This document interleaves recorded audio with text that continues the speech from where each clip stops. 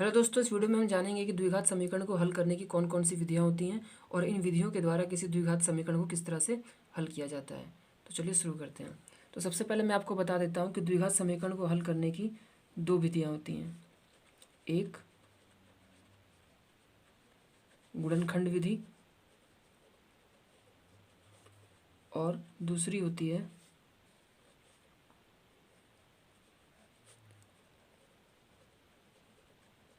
श्रीधराचार्य विधि। इसमें हमारे पास एक सूत्र होता है, श्रीधराचार्य सूत्र कहते हैं जिसे, और इसकी मदद से हम द्विघात समीकरण को हल करते हैं। तो सबसे पहले मैं आपको बताऊंगा कि गुणनखंड विधि से किस तरह से द्विघात समीकरण को हल किया जाता है। तो इसमें आपको सबसे पहले क्या करना है कि यहाँ पे जो एक्स स्क्वायर का जो व्यंजक है, मतलब कभी भी आपको द्विघात समीकरण दिया रहेगा तो उसमें एक्स स्क्वायर का जो व्यंजक होगा उससे और उस समीकरण के अचर पद में आपस में एक दूसरे का गुणा कर देना है। तो यहाँ पे हमारा एक्स स्क्वायर का व्यंजक क्या है, यहाँ पे कुछ भी नहीं लिखा है, तो उसका मतलब क्या है कि ये एक है। और हमारा अचर पद यहाँ पे क्या है, 10। तो इन दोनों को आपस में गुणा कर देंगे तो ये हमारा आएगा 10। अब इसका गुणनखंड करेंगे तो 2 5 10 और 5 एकम 5। तो हमारे पास कौन कौन सी संख्या है गुणनखंड के रूप में, 2 और 5। तो हमें 2 और 5 का उपयोग करके कुछ ऐसा करना है प्लस माइनस करके कि बीच वाला पद आ जाए। तो देखिए 2x और 5x, तो उन दोनों को जोड़ेंगे तो बीच का 7x आ जाएगा, ठीक है ना। और ज़रूरी नहीं है कि हमेशा आपका एक या दो ही निकलेगा, मतलब कि ज़रूरी नहीं है आपका कि हमेशा आपके केवल दो ही गुणनखंड आएंगे। ये 3 भी आ सकते हैं, 4 भी आ सकते हैं, 5 भी आ सकते हैं, अधिक भी आ सकते हैं। तो उन सभी की मदद से आपको दो नंबर ऐसे बनाने होते हैं जिनको आपको जोड़ने या घटाने पर बीच वाला पद द्विघात समीकरण का आ जाना चाहिए, ठीक है।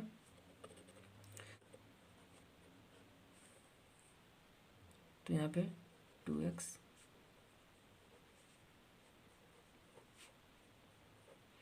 इसके बाद आपको पहले वाले दो पदों में कुछ उभयनिष्ठ लेना है और बाद वाले दो पदों में कुछ उभयनिष्ठ लेना है, ठीक है। और आपको ये बात ध्यान देनी है कि जब आप उभयनिष्ठ लेंगे तो जो बचेगा वो दोनों में समान आना चाहिए। जैसे कि अगर इन दोनों में मैं उभयनिष्ठ लेता हूँ तो मैं क्या ले सकता हूँ, x, क्योंकि x दोनों में है तो पहले में x बचेगा और दूसरे में 2 बचेगा।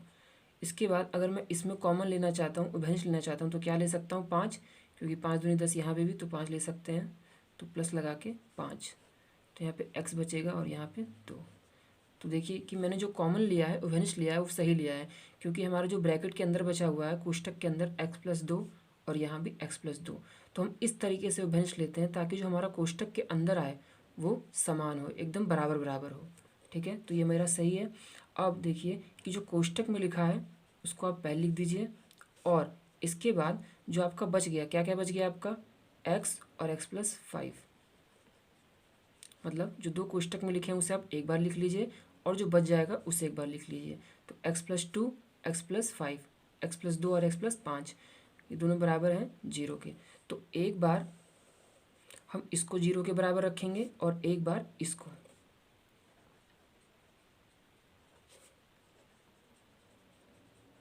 तो अगर हम इसको 0 के बराबर रखते हैं तो ये प्लस का 2 उधर जाके माइनस का 2, और ये प्लस का 5 उधर जाके माइनस का 5। तो इससे हमारे द्विघाती समीकरण के दो मूल निकल आए, x बराबर -2 और x बराबर -5, ठीक है। तो किसी भी द्विघाती समीकरण के दो हल निकलते हैं, हमेशा दो ही हल निकलते हैं। ऐसा क्यों होता है, क्योंकि द्विघाती समीकरण की जो डिग्री होती है वो क्या होती है, 2 होती है। अब इसके बाद हम देखेंगे दूसरी विधि, सिद्धराचार्य विधि। तो इसमें क्या होता है कि इसमें आपके पास एक सूत्र होता है। ये सूत्र क्या है, -b plus minus b² -4ac bye बटे में 2a, ठीक है। इससे आपके किसी भी द्विघाती समीकरण के दोनों हल निकल जाते हैं। एक बार आप प्लस में करके ले लेंगे और एक बार माइनस में, और दोनों आपके हल निकल जाएंगे, ठीक है। मैं आपको करके दिखाता हूँ ताकि आपको अच्छे समझ में आए। अब बात ये आती है कि यहाँ पे जो b है, ये a है, ये c है, ये क्या चीज़ें हैं, ठीक है।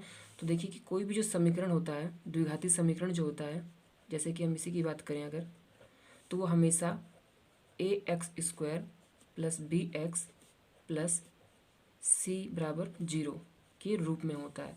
तो यहाँ पे आप अगर कंपेयर करेंगे, अगर आप तुलना करेंगे तो आप ये पाएंगे कि यहाँ पे आपका जो a है वो x² क्या है, कुछ नहीं लिखा है, तो वो कितना है, 1। तो a जो है वो आपका क्या है, 1 है। आपका जो b है वो क्या है, एक्स क्या है, कितना लिखा है 7, तो वो 7 है। सी हमारा अचर पद, तो वो कितना है 10 है।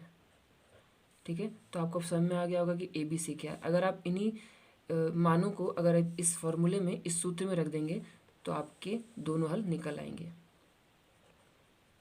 ठीक है, तो यहाँ पे हम माइनस का बी रखेंगे, तो बी क्या है हमारा 7, प्लस माइनस बी का स्क्वायर मतलब 7 का स्क्वायर, माइनस 4, ए 1 है और सी है 10 बटे में 2a। तो देखिए माइनस का 7 प्लस माइनस 7 7 है 49, माइनस 4 1 कम 4 और 10 से गुणा होगा तो 40, 2 1 कम 2, माइनस का 7 प्लस माइनस 49 में से 40 गया तो 9 बटे में 2। उसके बाद माइनस 7 प्लस माइनस, अब देखिए 9 का वर्गमूल कितना होता है 3, तो 3 लिख देंगे हम यहाँ पे, और 2। और ये जो हमारा x है ये दो मानों को दर्शाएगा, मतलब यहाँ से आपका जो एक मान है वो आप बीच में प्लस ले लेंगे और एक मान के लिए माइनस ले लेंगे। ठीक है,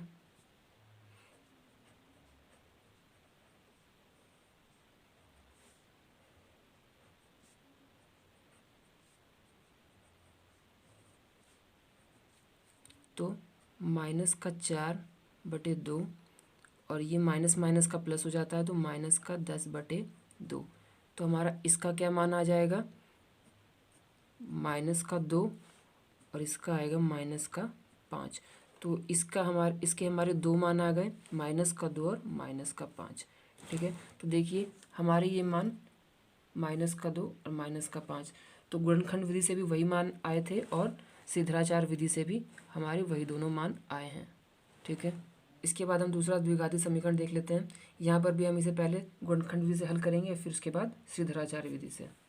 तो सबसे पहले हम एक्स स्क्वायर का व्यंजक ले लेते हैं और अचर पद दोनों को गुणा कर देते हैं, तो हमारा आएगा 30। अब इनका गुणनखंड करने पे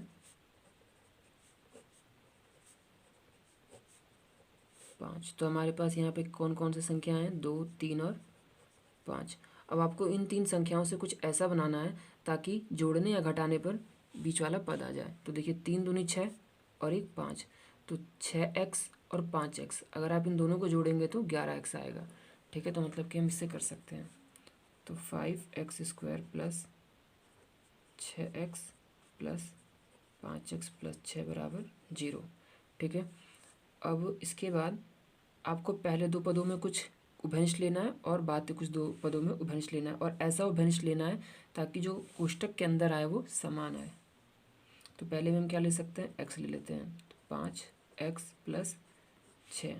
इसके बाद यहाँ पे देखिए कि 5x प्लस 6 है और यहाँ पे भी 5x प्लस 6 है, और अब यहाँ पे हम कुछ उभयनिष्ठ भी नहीं ले सकते हैं, तो हम क्या करते हैं कि यहाँ पे एक रख देते हैं, क्योंकि एक तो आप कभी भी किसी से भी ले सकते हैं। तो हम ऐसा मान लेते हैं कि हमने इससे एक उभयनिष्ठ लिया, तो पूरी की पूरी यही चीज़ें उतर जाएंगी। ठीक, तो उभयनिष्ठ लिया जो है हमारा वो है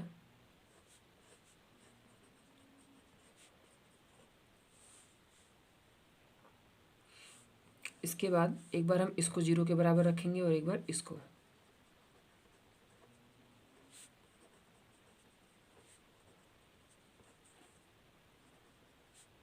तो ये उधर जाएगा तो माइनस का 6 और ये गुणे में है तो भाग में, तो हमारे दो मूल निकले, माइनस का 6 बटे 5 और एक माइनस का 1। ठीक है, अब इसी को हम सिद्धाचार विधि से भी करेंगे।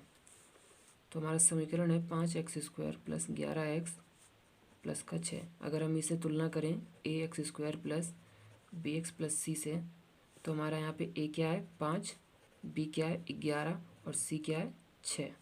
और श्रीधराचार्य जो सूत्र होता है वो क्या होता है,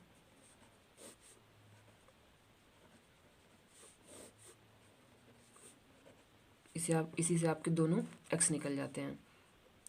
तो माइनस का b plus minus B square मतलब 11 का स्क्वायर माइनस का 4 ए और सी बटे में 2 का गुणा ए से। ठीक है,